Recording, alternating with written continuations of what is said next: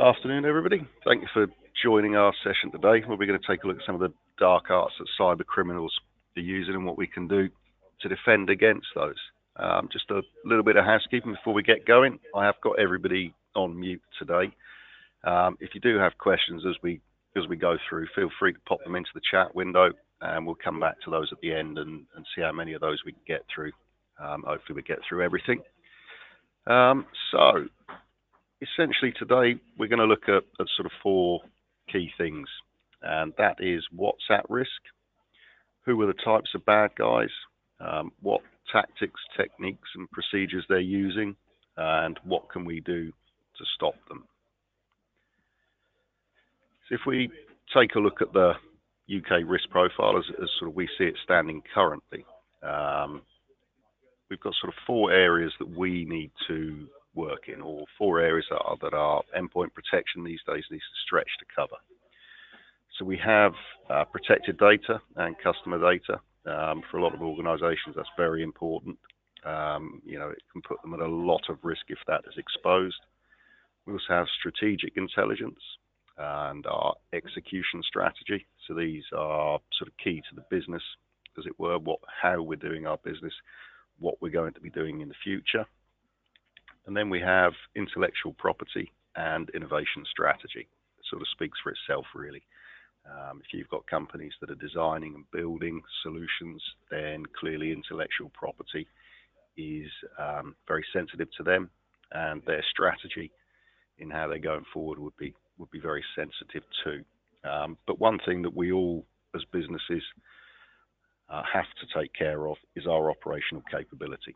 If we can't operate as a business, we go out of business. It's as simple as that. So that's one thing that we have to safeguard daily. Now, looking at the sort of risks to that, over on the left we've got hacktivism. So we all know pretty much what's going on there. Some of the other threats that we see around the outside, we might not think of so much as affecting us. If we look at foreign nation state threats, we'll sort of sit back and assume that that's targeted at multinational global business, government agencies, those type of organisations. But who's to say it's not targeting every business within the UK currently? We also have competition. Quite simply, we're all competing with companies day in, day out. If they want to know what we're doing, who we're doing business with, then they may choose to attempt to breach our networks to find out that information, extract our data, and make use of it to compete against us in a better fashion. And clearly, at the bottom, there is the criminal element. So data is valuable. There's no getting away from it. It may not appear valuable. If we hold records of, let's say, 500 people, as long as we hold some useful information about those, then that data might be worth 50p a go. Once criminal elements go through and hack a number of businesses or breach a number of businesses, they can start to collect enough data for it to become valuable to them. 10,000 records at 50p each is starting to become a sizable sum of money.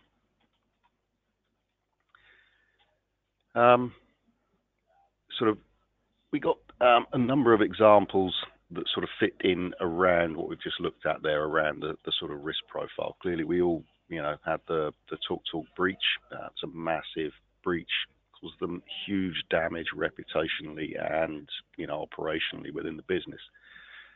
Big media event, caused the CEO to step down. We've got the NHS Trust examples down there, major medical issues diverted to neighbouring hospitals. Because we all knew about this one with WannaCry when that came along and disrupted huge swathes of the NHS. And then we've got at the top right, M&A cyber hackers target deal information. This is essentially just insider trading almost. You go and take your competitors' information. It allows you to compete with them. I was going to say on a more level playing field, but on a much more unlevel playing field. So it gives you an advantage over your competitors. And then, of course, down the bottom right there, we've got the Dyson espionage case. Insider threat, lifting information out of your organisation and passing it across to your competitors that allow them to then take your intellectual property and make use of it. So we sort of have distinct areas that cyber criminals are currently operating in. One of the best examples is the noisy risk. So this is typically social engineered mass infection with a visible payload and is all about operational capability disruption. So we all saw in the news Petya Not Petya, WannaCry. These are all big events. They're not trying to hide away, act with stealth. They are very much in your face, shouting about what they're doing, demanding money, but in some cases paying the money is of no use because these are not actual ransomware attacks. They are wipers rather than ransomware. So they are going to infiltrate your organization, destroy all of your data, pretend that you can get it back. So you may choose to pay them some money, but you're not actually going to get the data back. Sometimes they are, genuine ransomware attacks, and you can pay money and get decryption keys and things like that. But essentially, these are not hiding away. They want us to know all about it. Now we've seen again another example of this. We had Bad Rabbit just a couple of weeks ago.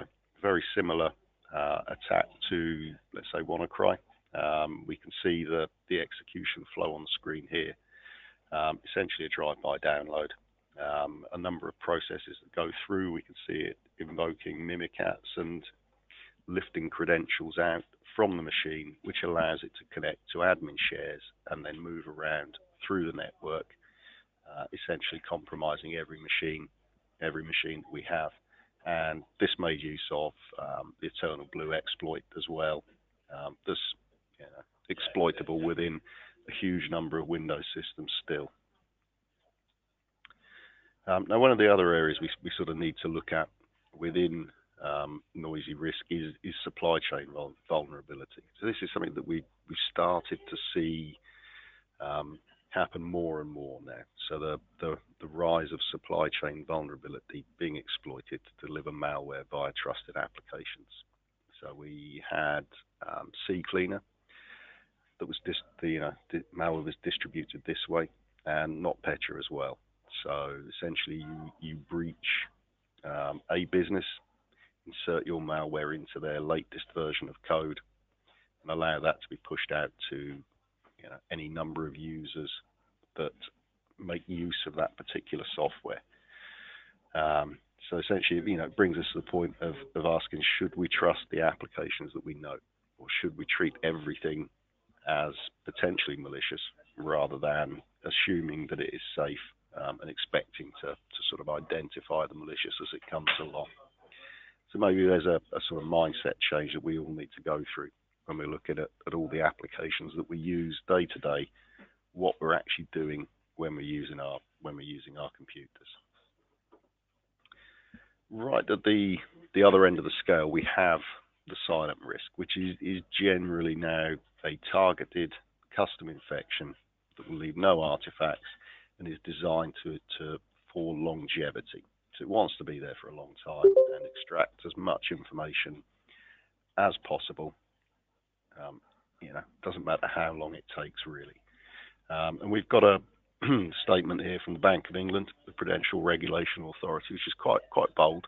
But essentially, they are making their members aware of the cyber insurance underwriting risk, or telling their members that they are exposing themselves to risk by offering cyber insurance policies to their customers. And essentially what they're doing is insuring a risk that they don't understand. They have no way of knowing just how much of a risk they are putting themselves at. So, there's potential here for the cybersecurity insurance industry to go through big reforms over the next sort of year, 2 years, and policies skyrocket in price. If we look at the Enterprise Risk Index, this is based on last year's numbers. So similar period to what we're in now, but 12 months ago. We expect to get another one of these released next month, and I expect it to be slightly different. But what we see across the bottom, the orange line, is the rise of in-memory attacks. So these are fileless attacks that traditional AV solutions have no way of identifying. And we can see a steady rise there. It's gaining pace. And across the top, we see the opposite for executable delivery or executable malware. So that's dropping at sort of the same rate that in-memory attacks are rising. Now, our friend in the middle is documents, the grey line, and that's pretty static. You know, it hasn't changed a huge amount. What we are also seeing is a combination of all three attack vectors being used. So we will generally see a document being used, sent out to unsuspecting users. It asks them to do something within the document. When they do that, that will then invoke an in-memory attack on the machine itself. That, you know, can run through, exploit the machine, and then right at the end, they may choose to pull an executable down, which allows the threat to establish persistence on the endpoint. Now, it's entirely possible by the time they've pulled down that executable, they've already disabled the traditional AV protection on the endpoint. Essentially, if they're doing things like running PowerShell beforehand, then they have the ability to do anything they like on the machine to some degree. If we're just looking at straight file-based attacks, we aren't going to see an attack coming through PowerShell. So what we sort of need to do as, you know, security professionals, we need to evaluate security solutions across the cyber kill chain. So we need to be able to look at a solution, evaluate it, work out, you know, what it does for us, how it works, and then we need to look at minimizing product usage while maximizing security. So administrators, people who are evaluating solutions, need to understand which products can minimize the number of systems exposed to attack at any one time and minimize the time that systems spend exposed to attack. Yeah, it's pretty simple, really. If we're not exposed, we can't be attacked. So we all have GDPR in the back of our mind, and whilst we're not going to go into any great detail around that, you know, it would be foolish not to touch on it. So we all will have a responsibility to report breaches in a timely fashion. Failure to do this from May next year will result in fines with an upper limit of 20 million euros or 4% of annual global turnover, whichever is higher. And, you know, we will start to see these numbers or numbers of breaches, things like that, rise. Nobody wants to be on these lists, though. And, you know, I mean, there's still, at the moment, even without GDPR being in place, there's systems to get around anybody being able to identify that you've logged the breach in this fashion. Those are going to disappear now, and it will all be public information. People will be able to see that you have been breached. You know, you will be subject to these potential fines. So not only have we got reputational damage, but now it's financial damage as well, very much so. And at the moment, you know, I mean, we still have the ability to go and find out about breaches. So this is a dark web site, and it is, you know, pretty self-explanatory. It's the breach database directory. You can go and search for breaches. Essentially, I just picked this up this morning, dropped that in, so it is pretty much up to date. You can see the last update there was Monday, September 11th. Yeah, you know, there's Minecraft forum that's been breached, 14,500 entries that they've got. The one beneath that is 626,000 entries, and these are from September. Neither of these have been acknowledged or reported as yet. So, we are talking about that, reducing that time from breach to detection, to reporting, to fixing. With these sites, there's no, or this one in particular, there's no ability to download the databases currently, but it's only a matter of time before that option comes along and you'll be able to buy database entries from places like this. The other problem we have is things like this, UK card searches.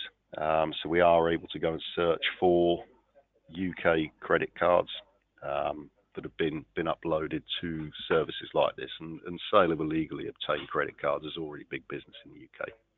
Everybody's a target at the moment, and those that store details such as these need to think about how they're protecting them very carefully. Anybody can go and find this information, search for it, and purchase it effectively. We've got another example here. You can see, the pace of it. It just keeps going, and we just see, hundreds of cards daily being added into these systems. Choose to do with it what you will. So one of the things that we also have to think about is industry standards for infections, and this is infections per calendar month. So our best case scenario for an infection per calendar month is 1 in 1,000 devices. So it doesn't sound too bad, that number. If we go to the industry average of 5 in 1,000 devices, it still doesn't sound too bad or too frightening. Maybe it should do, but it doesn't. We have got into that mindset over the years that things will come along, will infect us, and then we'll clean up. Now, that's all well and good for the stuff that we do see and we do know about and we can clean up. The things that hide, that we don't know about, we can't clean up, and they're the things that we sort of really need to be worried about. If we're seeing 5 in 1,000 of those each month, then we've got a real problem on our hands. But sort of the key thing to bear in mind here is that this is industry average. So at one end of the scale, we have got businesses or organizations that have almost limitless funds that can protect themselves very well. If we think of the banking industry, the oil businesses, they all have huge resources, huge protections in place. At the other end of the scale, we have small business that may employ 10 people, have relatively low turnover, very, very low cash at bank, don't have the resources in place to protect them. They are the ones that are going to really suffer in this. And that 5 in 1,000 to them could be 100 in 1,000 or 10% of their machines infected per month. At that point, it becomes a very frightening statistic, and one that we should all be sort of mindful of. One of the things which is sort of driving that is vulnerabilities, in essence. Now, we've got this information from the National Vulnerability Database as of 3rd of October, and we can see that in 2017 we stand at nearly 11,000 vulnerabilities, essentially waiting to be exploited. Now, what we have seen this year, these are amalgamated figures for high, medium, and low severity vulnerabilities, but we have seen an increase of just under 1,000 high severity vulnerabilities based on the CVSS V2 score. But the medium severity have increased by over 4,000 this year. So we are seeing a huge jump in the amount of vulnerabilities that are out there, essentially making it easy for the bad guys to exploit us. If you can find a vulnerability to make use of, it's laughably easy sometimes just to use that and own a machine, do what you like with it from there on in. So if we sort of dive into some of these in a little bit more detail, look at a few of the things that are really out there, that are live currently, that are available if we want to make use of them. So we picked up the Rainmaker Labs. Now the reason for choosing this one is it's quite sophisticated. So this is a ransomware as a service platform that is highly engineered and easy to access. This is available on the clear web to anyone who can find the page. They do move around a bit, The URL you can see there is no longer valid, hence it being on the screen there. But they are still out there. They offer a range of services and are a very professional organisation to rival legitimate software development companies. Essentially, their business model is developing anti-security solutions. Now, if you track them down, then as it says there, just get in touch. They do 2 versions of ransomware: Philadelphia, Stampado. Then we have other utilities that they offer for sale. And this is not expensive. We are talking a few $100s to sign up. That'll give you 10 ransomware campaigns, and you can go off and do that. Pay them more money. Eventually, you get to the levels where they will give you source code as well, and you can do with that what you like. Now, because they are quite professional, quite out there, they have versioning within their development cycles, and you can see, pretty much weekly there's an update to the solutions. So this is the update page for Stampado, and essentially what their main aim is to make this a FUD product, or fully undetectable. As long as it's undetectable, you can keep using it. Emisoft do a lot of work around building decryptors for ransomware. Rainmaker Labs do a lot of work around defeating Emisoft decryptors and remaining fully undetectable. There's a bit of expansion within the product as we go through, but essentially the key bit is across the bottom there. They say we are constantly with an eye on the security community and quickly aware of any AV detection, decryption method, or whatever. So, we can try and beat them, but they're monitoring what we're doing all the time. And they will just find a workaround for that and go on to essentially, defeat protections at will. They do advertise on YouTube. This particular video has been taken down on YouTube now, but it was up there for quite some time. But it doesn't take too long to go through YouTube and find other cyber criminals advertising their wares within there. Clearly, it's one of the biggest search engines we have in the world these days, and they're making use of it and putting their product out there. So if we go through, this is actually their Philadelphia build cycle, let's say. So if you purchase the product, this is sort of what you get when you go to launch your first campaign. So we can go through and configure our campaign as we want it. So we can choose the term Russian roulette on. Essentially, we're deleting files in between the target paying the ransom. And we can choose how frequently we delete files and how many files we delete. We can enable a deadline, and we can choose to delete all encrypted files from the machine when that deadline expires. And then we can delete the crypt key from the bridges, which means that's it, it's gone. There's no way for the victim to decrypt the files after that. Going further than that, we can start to add auto spread and a few other customizations into the mix as well.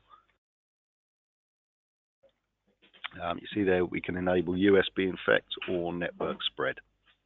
So it's just a way of getting our initial victim to create more victims for us without us having to do any more work. And we can customize the processes and where we're extracting into to evade detection for as long as possible. Bridges are a particularly useful thing. So they're designed essentially to hide the cyber criminals' customers from exposure. They collect the money in a bridge, move it to Bitcoin wallets, making virtually untraceable. You do have to trust the bad guys when you're doing this, though. But these are particularly effective, and they will hold the crypto keys as well within here, so that the victims are essentially speaking to the bridge rather than speaking to us as the attacker, and it just makes things a lot better for us.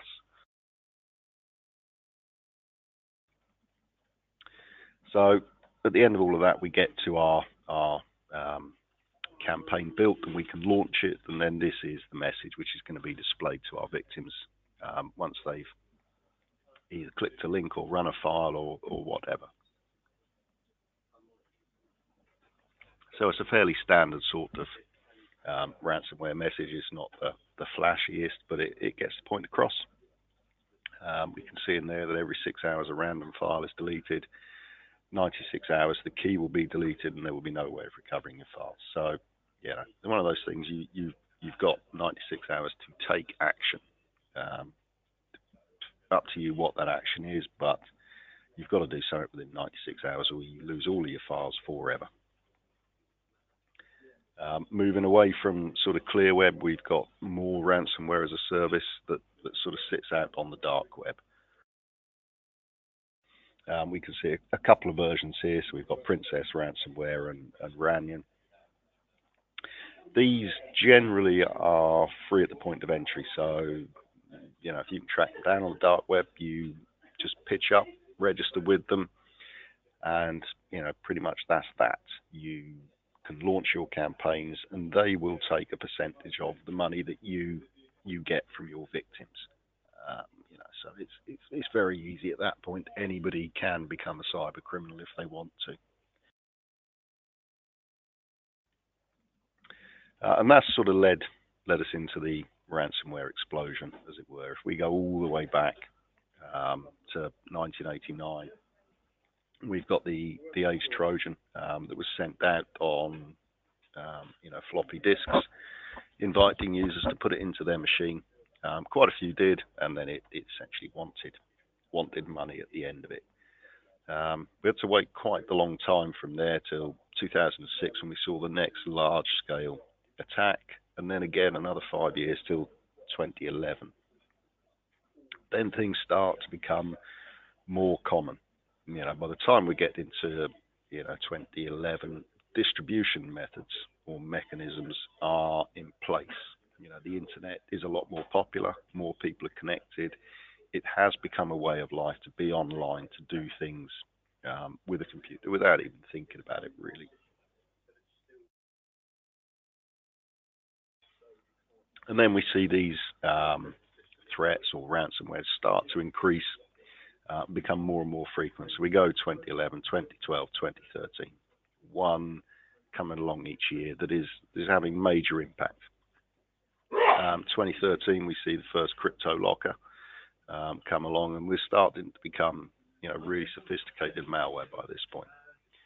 So then we see 2014, we got, 3 major incidents in there. Again, 3 in 2015, 2016, a lot, and these were serious incidents. We've got things like Locky, Petya, Cryptex in there, Jigsaw as well. These are really nasty variants of ransomware that were coming along, one after the other. So we haven't got 2017 up on there yet, but we will do at some point, and that's going to be much bigger still. And 2018 is predicted, to be even worse than 2017.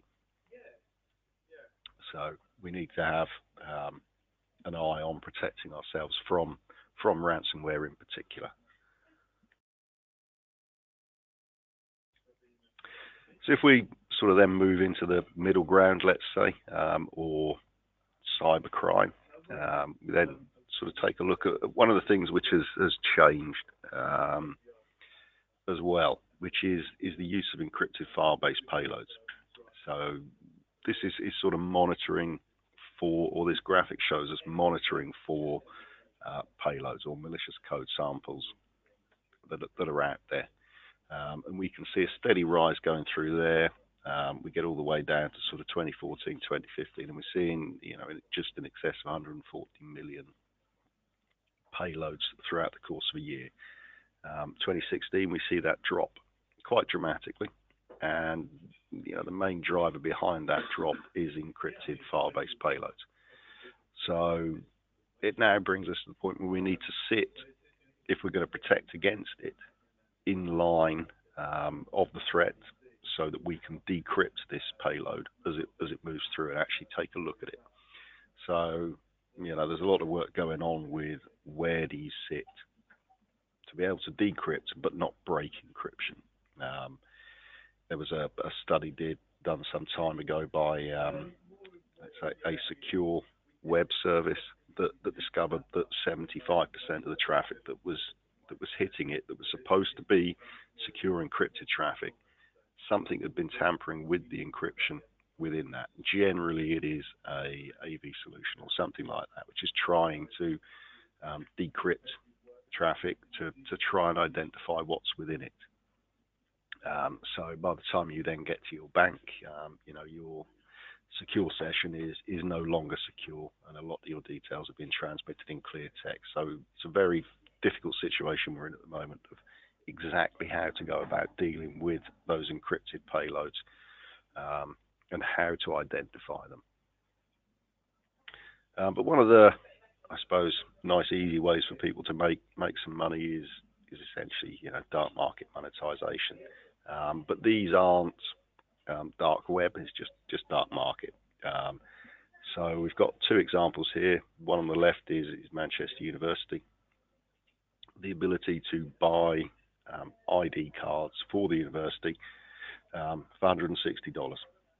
So, it's if you want something from Manchester University, then $160 is not too bad. You can use it to gain access to the university. Do whatever you like. Key thing here is that these are genuine documents. These are not forgeries. If we look on the right, we've got the driving license, in essence, full UK driving license, £349. These documents are generated by people within these organisations.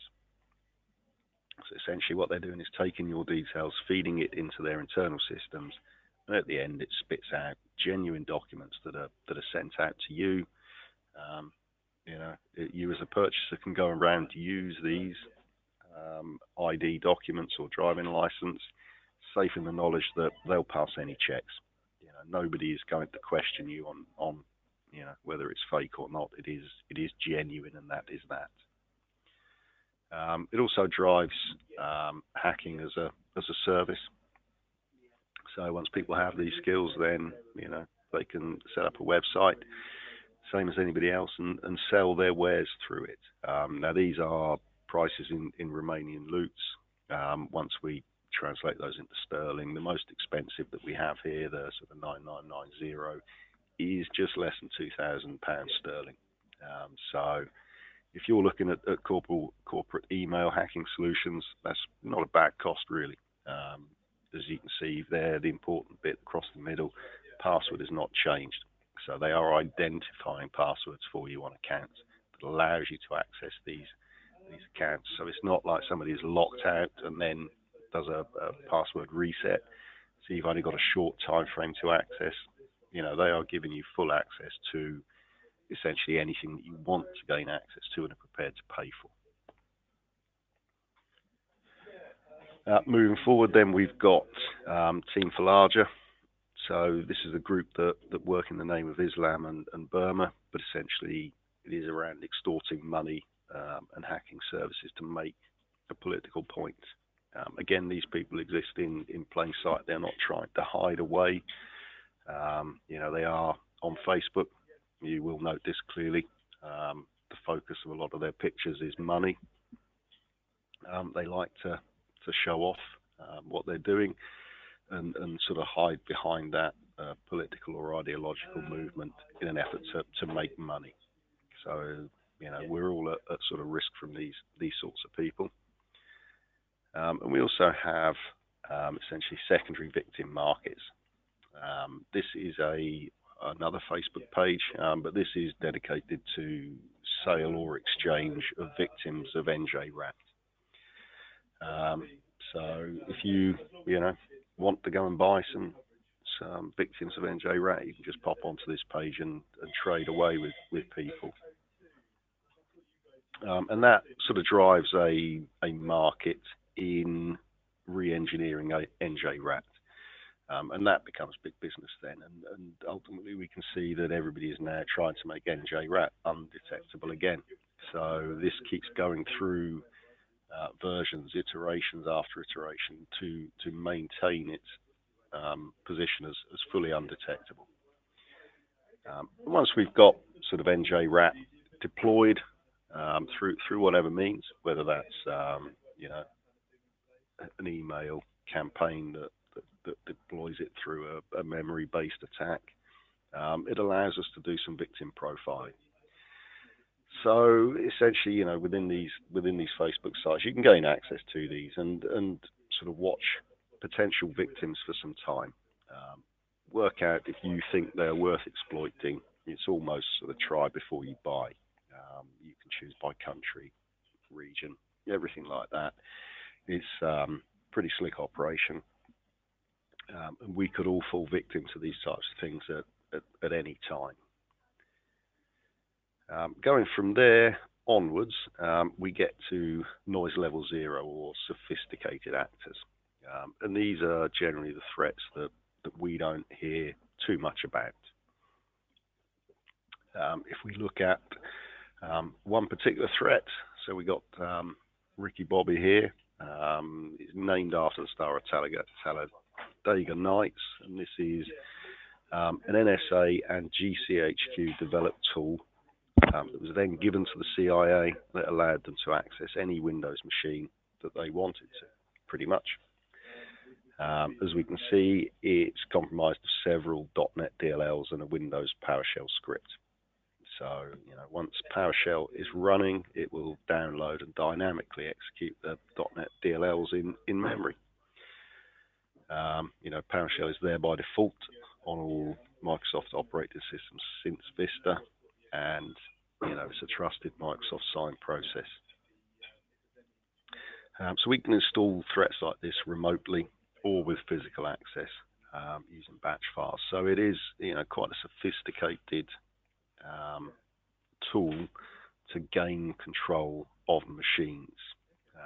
And sort of one of the things that we are seeing is our fileless exploit attacks, of which Ricky Bobby is one, essentially sailing past file scanning AV solutions. So as we can see across the center there, you know, we have our sort of key stages that we go through: preparation, triggering, gain control, circumvent, post, and payload drop. And we can see quite clearly here that sort of our traditional AV solutions are only operating in one place, on disk. And with this whole fileless exploit, it is completely missed, and the malicious activity takes place. So we've got to change our mindset into thinking about these fileless exploits. Now, most of these attacks will consist of 2 or more techniques, and the exploit techniques do not change. They are mandatory to exploit existing and future software vulnerabilities. So we know sort of what's coming, how they're going to do it. We just need to be looking in the right place to identify these things happening. Now, they may look a lot like system processes or genuine actions, but at some point they are going to exhibit a behavior that identifies them as a threat. And if we're not looking, we're never going to see it. The result of some of these in-memory attacks, we can see here another dashboard, another service that you could sign up to. This one is actually disappeared now. Again, hence why the URL's there. If you go, there's nothing there. But this is all sort of, you know, very nice and flashy. Across the top, we can see our dashboard, our bots, credentials, browsers, modules, control, settings, all these sorts of things. You know, we've got a documentation page. And we can see on here, for example, we've got 6 compromised Windows machines. We can see a few stats around them, and we can see which ones are online or offline. Now, what this particular service does allow us to do is deploy a remote desktop bot. The images that we've got on the screens are of point-of-sale terminals, and the view that we get on those is live as you're using this. So essentially, you know, we're deploying that remote access Trojan, then allows us to deploy bots onto the machine at will. One thing to bear in mind is point-of-sale terminals, if you're watching them live, you can capture a lot of very, very useful information that's going through those. But of course, because we have the machine compromised in its entirety at this point, we can gather information. Now we have a nice little sort of layout, almost, our database of compromised victims shows our online ones, our offline ones. Within there, we can see the Windows embedded terminals, so they're most likely to be point of sale. But we've also got, XP, Windows 7, Server 2008, and so on within there. So we've got a lot of compromised machines. We're able to capture a lot of data from that, extract information from it. What we then get is real-time card loading from those. So essentially, those point-of-sale terminals, we can extract card details out in real time. We can extract a lot of other things as well. We can see in the sort of middle image there, we've got Mimikatz running. We've got patient search results. So there's a huge amount that we can actually get out of these machines in a very short space of time. Now, one of the things we can do, once we've extracted card information from point-of-sale terminals, is then go and sell them through a service such as this one. So this is a dark web service. But it allows us to go and actually choose our credit cards now by area. So, we're not just country or state, particularly this is the US. There are some UK ones in there as well. But it allows us to pick particular areas within, regions. And this allows us to choose particularly affluent regions. Clearly, we're going to pay a little bit more money, but we know that, we're getting credit cards with high credit limits. Crucially, on this service, we can see, or on the one that's highlighted there, we've got Lord Fresh, particularly affluent area. We've got a VR 90%. So that is essentially saying that if we buy 10 cards from them, 9 of those will work straight away. The one that doesn't work, they will replace within 10 hours with one guaranteed to work. So, they're not mucking about. These guys is a proper professional service industry, this one. Very easy to use. It is what it is. If that's what you want to do, then it's very easy to gain access to and start trading within that. So what sort of us as security professionals have to do is defend against all of these dark arts. So we have to take a threat agnostic approach for known and unknown and disruptive or silent threats. Operate in a sort of 3 key areas. Clearly, we have to look at malware. We also have to look at exploits, and then we've got the live attack or insider threat. Now, some of these are pretty easy to deal with. Executables, I think we're all reasonably happy with how we deal with executables these days. Documents, there's a lot we can do around protecting us from attacks via document. There's a reasonable number of protections that the vendors of these solutions build into them. It's just a case of whether or not we choose to use them. And scripts is pretty easy to deal with. We can essentially open all scripts into Notepad, things like that. It's a bit of a pest if you actually need to run scripts after that, but it's one way of keeping us safe. The ones which are more difficult are the fileless attacks, the browser exploits, the drive-by downloads, and credential scaping. Mimikatz and all of those sorts of things are notoriously difficult to identify and stop. We've got to be really quick to see these things and in the right place to stop them. So, it sort of changes our shift or our focus. And we now need to focus across all 6 areas and work really hard to stop these threats before they take control of our machines, before they become a real problem. Now, one of the ways that sort of, I suppose, we're doing that is working in sort of 2 areas. So we have advanced static prevention layer, which is a bit of a breakthrough in signatureless detection based on machine learning. that has an engine which is able to look into the binaries of files and work out what it will actually do when it executes. So it's not scanning against a list of known threats. This will identify unknown threats as well within a file by looking at it. As we can see there, it's looking at 31,000 unique file characteristics each time it looks into a file. And that's supported across all platforms. Again, that's one of the things that we need to do, because as we get really proficient in protecting one of our platforms, the threat vector shifts to another platform. We can see at the moment, the rise of ransomware specifically targeting Mac OS. Linux is coming under pretty hard attack as well at the moment. And we need to be able to mitigate against these things. So, yeah, again, the engine does support all mitigation actions against threats. Now, the other place to be looking is behavioral analysis or behavioral modeling. And if we, pop this up, it's a little bit of a jokey slide, but essentially what it's trying to get across is, if we've just got the Coca-Cola truck there with a flat tire, it's not a problem. Coca-Cola's going to be a bit late, but, no harm done. And Mentos lorry driving down the road, crashing into something on its own is, not a big problem. We're just not going to get Mentos. Put these two behaviors together, though, and it becomes a really big problem. In isolation, no problem. So this is what we really need to be doing these days, is looking at behaviors. What is being exhibited? What is going to happen? And being able to sort of step in and stop these behaviors as soon as we identify that they are becoming malicious.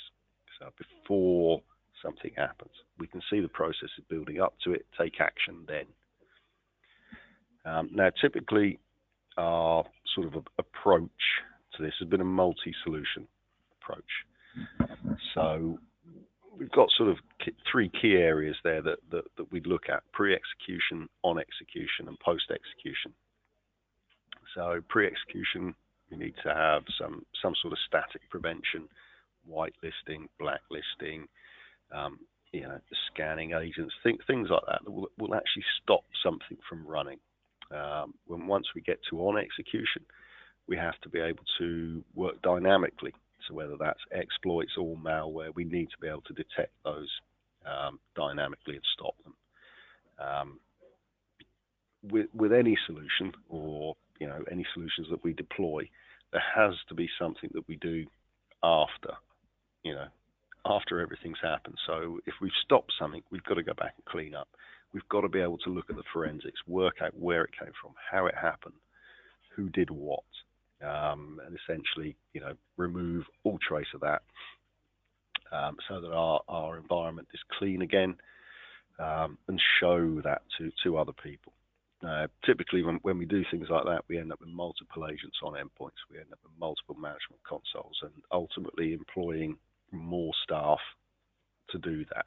So one of the things that sort of we're doing now is working on a consolidated endpoint protection platform that works in all three of these areas. Essentially, we run a single lightweight agent that is capable of pre-execution detection, on-execution detection, and is capable of performing automated mitigation. We can do remediation through the agent, and we can provide forensic output on all threats that are identified. So as I say, we do that through the single lightweight agent. Clearly, we only use a single management console, and ultimately that results in fewer full-time employees for the people that are using our services, and it becomes a reduced total cost of ownership for them as well. So that pretty much, in a nutshell, is a look through the dark arts that are in use against us, and very briefly at the end, a look at what can be done or what should be done to prevent them affecting us, or prevent us falling victim to them. So that sort of brings us to the end of the session today, and I will head over to the chat window and see if we've got anything come through on there for us so far. So if anybody's got any questions, feel free to stick them in there, and we'll deal with them now.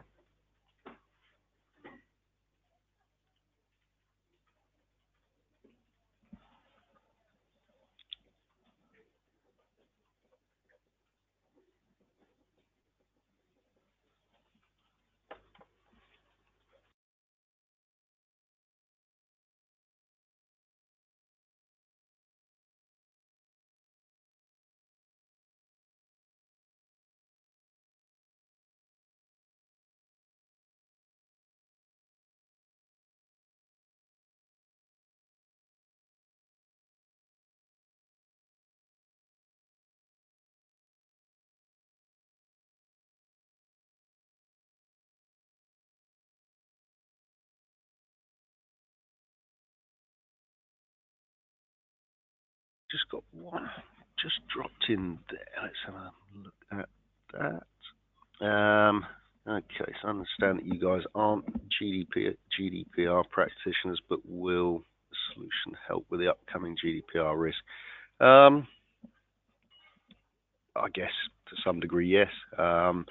Anything which can detect and stop breaches is a good thing when it comes to GDPR. There's clearly a whole lot more to it than that, but if we can stop people gaining access, stop breaches happening, then yeah, we're reducing our exposure, reducing our risk. So yeah, take it. It's not a one-stop shop for GDPR by any means, but yeah, we will assist in your whole GDPR plans. Got a couple more. And here. Okay, so that one's asking about encryption and malware. Would Custodian 360 be able to get my files back for me? Yes. We generally aim to stop the malware before it gets a chance to encrypt any files, but should anything be encrypted, then yes, we can recover those files pretty quickly. Generally, it takes us less time to recover files than it does for the malware to encrypt them.